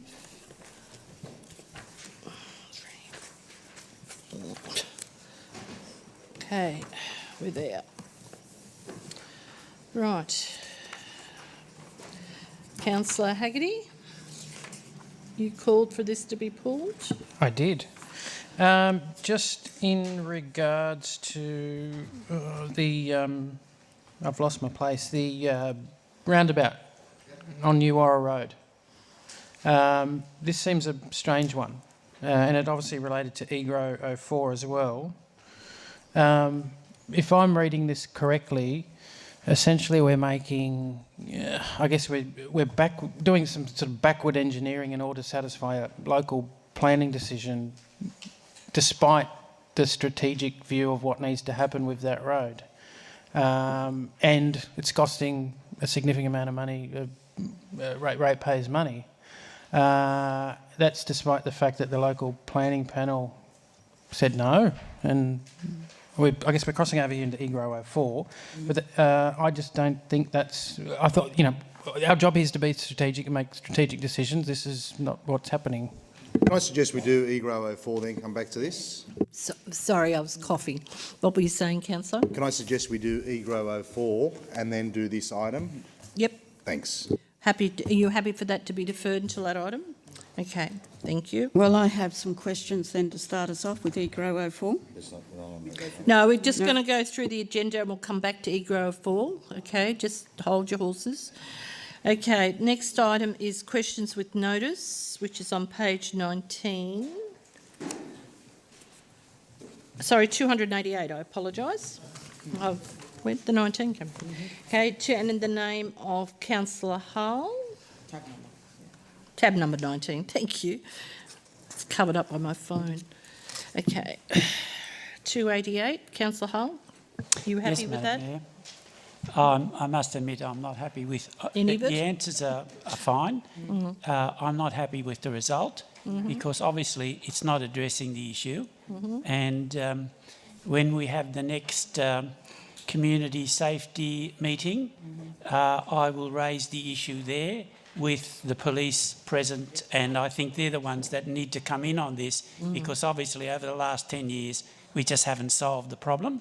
But I do have a question. To the CEO, through the Mayor. Yep. Do we still have the security people on the Saturday and the Sunday morning? Yes, we do. Mr. Moore, can you expand on this because we've been doing some more work in this area as well? Certainly, through the CEO, yes, we do. We do have a security company engaged every weekend. They now work closely with our compliance staff. There's been a bit of a change to the way in which they patrol the area, and it seems as though it's had a good effect because we haven't had complaints for the last couple of months, I think it is. You might have been hearing something differently, but people haven't been complaining formally, at least. So their patrols of the area are a little more intermittent, you could say, rather than sort of always appearing at lunchtime where people are getting used to that. So that seems to have had an effect. We've also got a much closer working relationship now with the local area command. In fact, we've been given a secret mobile number which we can use to contact the duty officer. I'd love to share it with you, but it's a secret. And I move that we send a letter to all residents in Chipping Norton with that number on it. We haven't had to use the bat phone yet, but if we've got an escalation process now, so I think things are. It appears that slight, subtle change to how we're managing it is working, and we've definitely got a good contact with the police. Can I ask a question? Yes, I know this has been a ongoing issue that predates me. Have we ever done a mail out to residents within earshot directing them to call the police if they have noise complaints? We did, I believe, about a year ago, directing them. I'm happy to redo it again. Councillor Hull and I have shared this particular issue for many, many years now, but we certainly have within the recent past. Yep.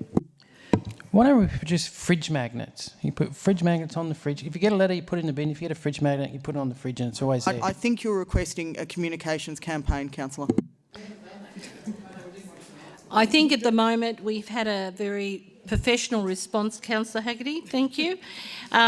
So, Councillor Hull, I think things are moving along and we have a more direct, quote, bat phone in action. Okay, the next item is Councillor Haggerty on page 290. Thank you, staff, for this excellent response. This answers my question. I guess I was concerned that in regards to this issue, the language from the state government has started to change. In January, it was we will construct a multi-storey car park will be completed by mid-2020. And if you look at recent language, that has now changed to there will be additional car parks by about mid-2020. So the language is already shifting on this. And what I don't want to happen is, and I'm sure the state government would never ever do this, would be to point the finger at Liverpool Council for some planning failure or some slowing down the process. So as you can see, well, if I'm reading this correctly, there is no land within a reasonable vicinity of the station to provide for car parking, and that depending on the way they go through the planning assessment, we may or may not. So happy with the answers there, and I think we should expect this question on a regular basis from myself. And yeah. And Councillor, can I reassure you we have made regular representations on this matter too. Sorry, Mayor, just in relation to parking in general, Yep. Are we able to, if the CEO can, that we're talking about parking, how's the Casula Powerhouse parking going? That's council-owned land. It is. Yeah. I'm just going to ask Mr Stevenson to go to a microphone because he's been doing the negotiations on my behalf. So we've been talking regularly with Transport for New South Wales.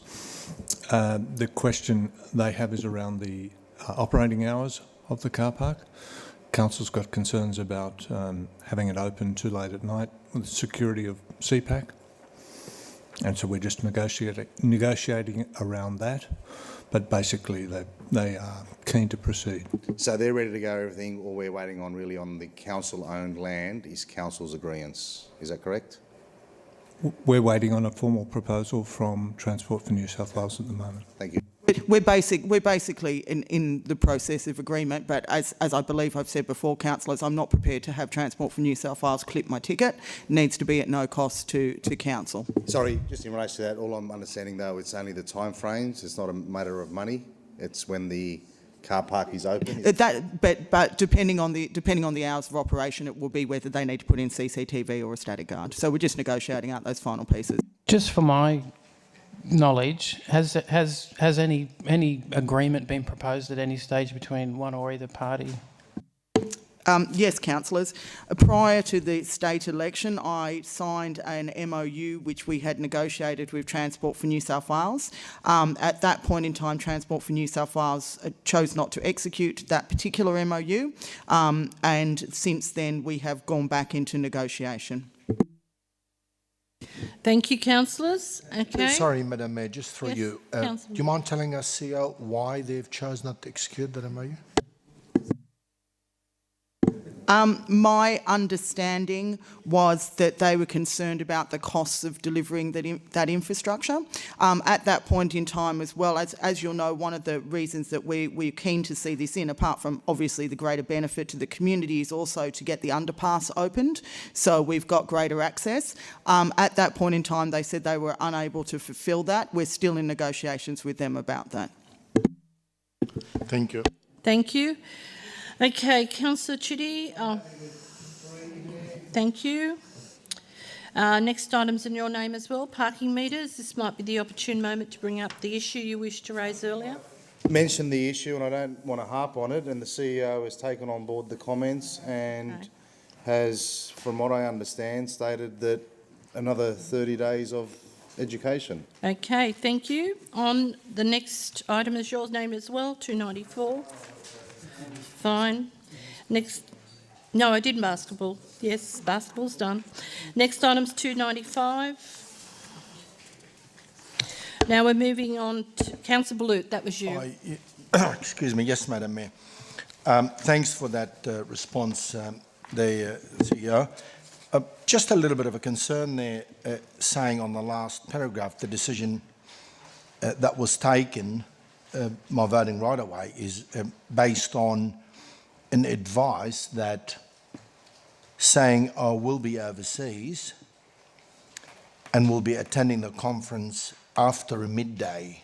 Now, I'd like to know where that advice come from, firstly. I was provided that advice by my staff. It was incorrect advice, and I do apologise. Thank you for that. Highly taken on board, CEO, but would you mind telling us where that advice come from? Which staff member? Councillor, unfortunately, you can't be naming staff. It's not. It's to do with the process of operational matters versus policy. And if you wanted to discuss that person, you have to go into closed session. Thank you. Appreciate that.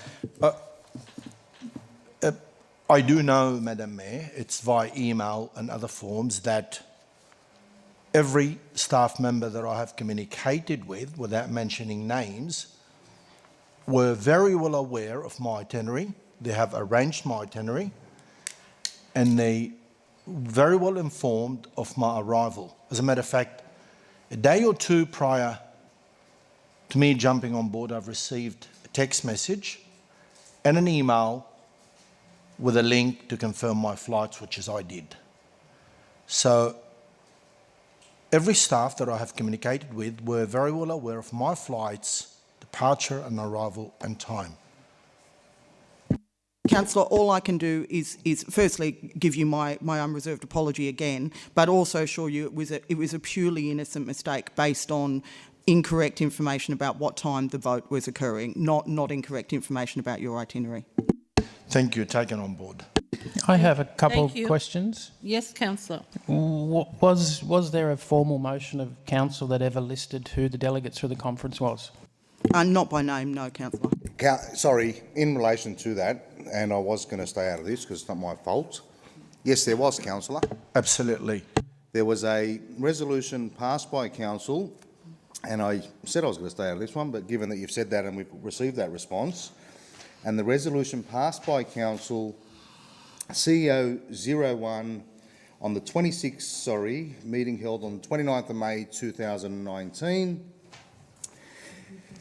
Point 2, council nominates the mayor and councillors except Councillor Hadid as their voting delegates for the conference, noting that, and if you just let me finish for a sec, noting that Councillor Hadid has a vote as he is a director of the association. Should a councillor not be able to attend, then Councillor Hadid becomes the 10th voting delegate to the conference. So from my understanding of that is first option then should have probably went to Councillor Hadid. All right, so let me clarify my question because I think you understood my question. We, just from my understanding, we have 9 delegates and 10 councillors. No, sorry, we had 9 delegates and 11 councillors. However, Councillor Hadid was able to gain a vote by nature of being on the local government conference committee. He was a director. And we might, Vish is gone, but I just wanted clarification. You can't divide 10 into 9 as a whole number. Well, can I just stop this in its tracks and just say, councillors, unfortunately, the situation was changed. Councillor Hadid and I discussed it. I was of the opinion that we had 10 votes, as most of us thought. But the reality is in previous conferences, not the full complement of councillors have turned up, so it's never been tested. Subsequently, we lost a vote down to 9 for voting for the actual board when the rural and the city association merged. And we weren't the only council. Penrith also went through the same process. So they have 9 votes for the board and 10 votes on the floor of the conference. I think the thing is that I have to say in honesty, I was not aware of that the night that this went through. And I believe it may have been in our board papers. I have to say I did not read it. And subsequently an innocent error was made, and unfortunately or fortunately we now all know that we only have 9 votes at a future conference.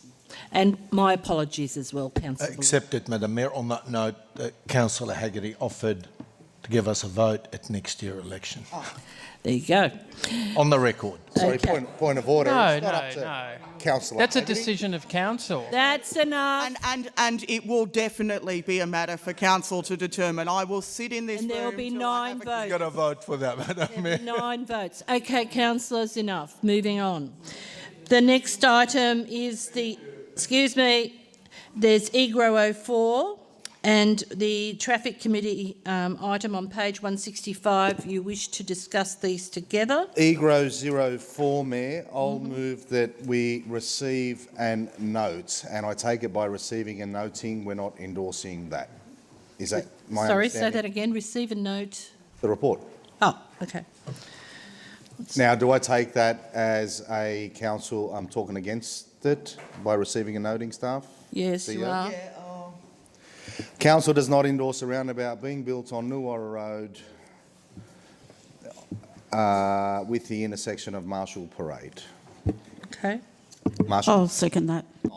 Okay. Does not endorse. Okay. Thank you. Moved by Councillor Chitty and seconded by Councillor Rhodes. Do you wish to speak to your motion? Mayor, just quickly, I will, and being part of this since 2016 with the local residents, and I'm going to pull them out for a sec because obviously we do get submissions in relation to developments. Yes, the development is permissible in that zone, but obviously the issue is the traffic. My concern here is sticking a roundabout on Nuwara Road in a unsafe location. Yes, roundabouts probably supposed to make things safe and slow things down, but Nuwara Road is going to be the throughfare for the intermodal. We're going to have B doubles going through. You can give me as many reports as you want with as many diagrams as you want that says this is the turning circle and this is how it will work. And I note in some of those diagrams the semi or the B double goes straight over the roundabout. On a road like that, if it was a set of traffic lights, one would probably reconsider. But you're going to have traffic lights on Nuwara, you're going to have B doubles, but most importantly, you're going to have mothers and fathers with children, plus the local residents currently, trying to get out of that intersection, probably with a B double going down that road, and you know, one life is too many lives.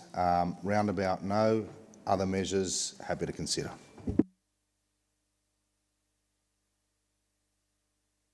Okay, thank you. We're going to move around a second. Is there anybody speaking against this motion? Okay, given there's nobody speaking against it, I'm going to put it. Those in favour of the motion just put. Those against? It's unanimous for the typist. So the next item then is the Traffic Committee I'll move that with the exception of the item relating to the roundabout at Nuwara Road. I'll second that. Thank you. Any opposition? I'll put it. Those in favour? Those against? Declare it carried. Councillor Chitty, I'm conscious that question 07 you haven't been dealt with as yet, which is on... It's for next month. It's for next month? Okay. I just do want to say something, and yes, we'll get it next month, but just so, because I know sometimes when I put things on, they just say, well, doesn't this guy just shut up and go away? Yeah, and I just heard it from someone. In relation to the second part of the question, for your information, CEO, which is the tender process in relation to that, just so you don't think I've put it on there for the fun of it, I did ask this of a staffer. I didn't receive a response, hence I put it on the business paper, and something I'll do moving forward. I'm happy for it to be on the public record. No, just to say why it's there, because I didn't receive a response. Okay, thank you, councillor. The next item is presentation by councillors. Do we have any presentations? Nope. Okay, next item is... Sorry, Madam Mayor, I'd like to maybe have a word about the sister city. Yes, certainly. Rochella. I must say, what a great Italian hospitality that we received, Madam Mayor. I'm sure people would agree, with an open arm and warm hearts. It's a great visit, and Calabrian community in Liverpool is great and have served the area extremely well. I would, on the record, like to thank the Mayor of Rochella and the CEO and all the councillors that have done their absolute best to make us welcome and, without a doubt, feel at home. What I've noticed that that they were really sincere about our sister city communication, and basically I've spoken to a couple of the guys in there, and they were absolutely grateful. I believe they will be here in November next year, if I'm correct, Mayor. So on that note, I would hope that if they do make it, and when they do make it, they were able to welcome them in the same manner as they have done, which is extremely well. And I thank them on the record. Thank you, councillor, for that. Sorry, Mayor, I did say no, I didn't have a presentation before, but that's when we speak about Liverpool having hospitality, let's talk about the Local Government New South Wales Conference. We did an exceptional job. There's been a few, in my few short years as a councillor, I can count that as one of my proudest moments when we were having the event at CPAC, and it was professionally run, you know, as good as anywhere you'll get, certainly in this country, if not the world. Everyone was remarking on both the venue and the way we executed the event, and that continued through to the Tuesday and the Wednesday.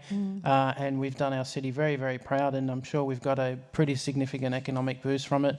And we've also proven that we can host big events, and you know, we're the third sure CBD.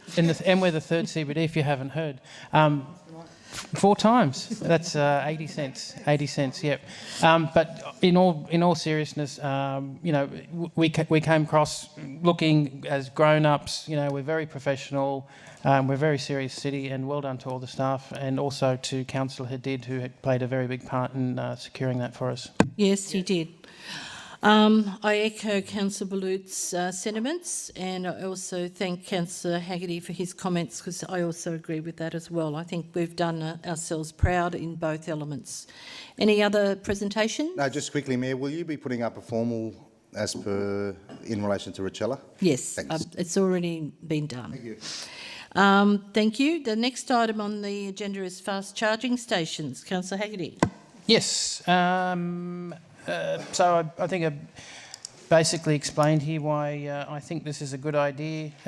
If you are so inclined to drive an electric vehicle and you're making a significant journey down south and you're coming through Sydney or leaving from Sydney, I think that at the nearest fast charging station's at Homebush, although I did see a media report today that they're putting one at Heathcote. I guess my ideas are, people catch on to my good ideas all the time. But in all seriousness, Liverpool has traditionally been, that sort of stopping off spot before before you head for your trip down south. Electric vehicles are, becoming more and more the norm. It's an emerging market. Now, my intention, just to be clear, my intention here is that this is at no significant capital cost to council. The idea is that council don't do this, that council basically act as a broker and with the fast charging providers and suitable spots. So whether that's a service station with a row of restaurants and cafes or somewhere else, we marry them up and get a few here, because that means people making significant journeys down south, they'll stop into Liverpool for lunch and a drink or two, and that can only be a good thing. Can I clarify something, Mayor? Yes, Councillor. No significant cost to council. Is it no cost to council or no significant cost to council? Well, it's already cost council by someone working on this report, so I guess Sorry, no significant capital cost, I think, is a way of. So no land for free, no electricity charge if someone plugs in. That's what you're saying when you say no cost to council? No significant capital cost, because a member of council staff is now going to often execute this report. That's going to cost council. It's already cost council because someone's had to prepare this report. So I understand what you're saying, and yeah, we need to. If you're not comfortable that council tip in millions of dollars, which I'm not intending, that's why I'm putting at no significant capital cost. So we can add that to the motion. So council act as a broker. Thank you. And just for Councillor Haggerty's information, you can charge your car at Woolies at Preston, so it's not a fast charging not station. A great idea. Also at Westfield, Liverpool. It's not a fast charging station. Yeah, they're slower. They actually charge cars slower. This is a fast. No doubt we need one. Yeah. Okay, have we got a seconder? I will second, Madam Mayor. Thank you. Is there any opposition? I'll put it. Those in favour? Those against? I'll do it again. Those in favour? Those against? Declare it carried. Next item is wood encouragement policy, also in the name of Councillor Haggerty. Certainly been working hard this month, Madam Mayor. Wouldn't you know it? Yeah. Look, I take on board that there was some, people weren't on board last time, so I've brought it back in a new and improved, what I hope is a new and improved form. Essentially, we provide a bit of information for councillors before we move forward. I note that since the last time I put up a similar motion that there is a community housing development going on down in Campbelltown that's using this stuff. So essentially it's, I think it's called laminated timber, so it's very strong, reinforced, safe, but it's also, in a number of measures, it's a superior building technology. I'm not mandating that we use it everywhere. I'm just saying, let's get some information on it. Once we've got some information on it, where appropriate, we seek that out as a potential building material. Thank you. Do we have a seconder? Can I make a suggestion to Councillor Haggerty, given this is his second go at this? I'd hate to see it go down again. In relation to point 2, following the briefing, so pretty much you're doing what the RMS is doing, so briefing us and then doing a policy, but you've already made up your mind, if I'm reading it correctly. Can we leave out or change the wording on point 2? So if during that briefing the sediments aren't there to move forward with this, staff here still need to do it, whether they like it or not, maybe reword following the briefing? Oh, sure. Thanks, Councillor. Yeah. Look, happy to take suggestions on in regards to that wording. Sense the room in the briefing session and determine whether a policy is required. No, we have to make a formal Probably decision. the first resolution that ever seeks out the vibe. Let's see if we can do a little bit better here. Madam Mayor, I just have a question regarding Yes, Councillor. if Councillor Haggerty can clarify. I just want you to clarify why you want this policy, because you have the word encouragement there. Is it just to, is it for buildings that are owned by council or going to be refurbished or built by council or by state or by local residents or by developers? I'm a little bit confused how Yeah, broad so- you want this to be. As a fair few councils around the place already do this, essentially the idea is that it's mainly been quite successful in public buildings. So if we were to build one, and if we were to build a public building, and that was that had the potential to be a building material that could be used, we would seek that out. And that would be what it for. So that's why I've also asked for the briefing. Is that when we go through the briefing, you'll see some of the buildings that the libraries, aquatic centres, which is a bit ironic, wood floating. Anyway, there's actually been some really, really good buildings, and I think they've even put in. So they're starting to put in sort of high density stuff, so apartments and that made out of this stuff. So get a briefing, get an understanding on it, and then we bring it back. So let's take out 2. Okay. In terms of wording, can I suggest leaving 2 in there, but adding, if feasible, following the briefing, if feasible, commence work on a draft wood encouragement policy? It's up to the mover. It's up to the mover. Are you happy to have it feasible? We'll get rid of 2. What are you doing, sorry, Councillor? Let's get rid of point 2. Okay, thank you.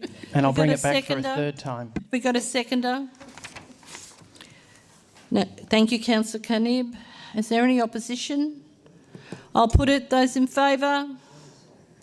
Those in favour? Those against? I'm going to do it again because some people... Oh, yeah, there we go. Do it again. Those in favour? Those against? It's defeated. Okay, next item is on page 931. Yes, 931, which is in your confidential items.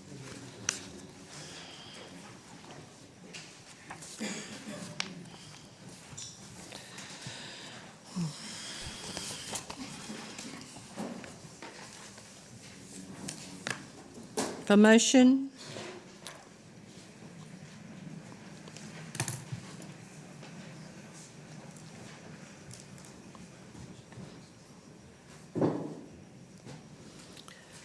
On page 931, there is a motion in your confidential book. Would somebody like to move a motion?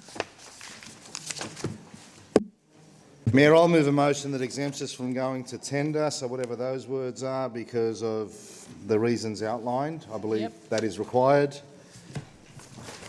And also, and I saw an email come through with some wording, but I don't know. Yes, I saw that too. But council engage its former, I don't know, I haven't got those words in front of me. The New South Wales Electoral Commissioner? Correct. Okay. We prepared an alternative motion for that I believe Mr Dradakis will be able to get up, so we've got it for you. Okay, as the motion is supplied by... Given that nobody's Yep, there it is. Thank you, I'll move Moved that by one. Councillor Chitty. I'll second it. Hold on. Councillor Rhodes, hold on, we're moving and seconding. Yes, Councillor Chitty. Councillor Haggerty, sorry. Just need some time to Too many read this H's. one. It's very long. It has to meet a certain legal requirement. Yeah, that's the one. Yeah, that's it.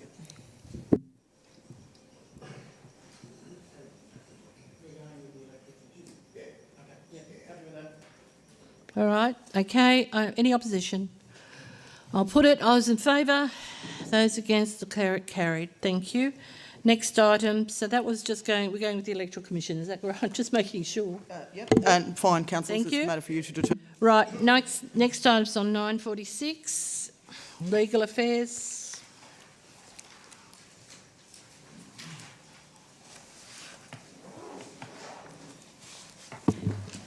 If nobody's got anything that they want to pull out of that, I'm happy to move that as... Thank you, Councillor Rhodes. Any other seconders?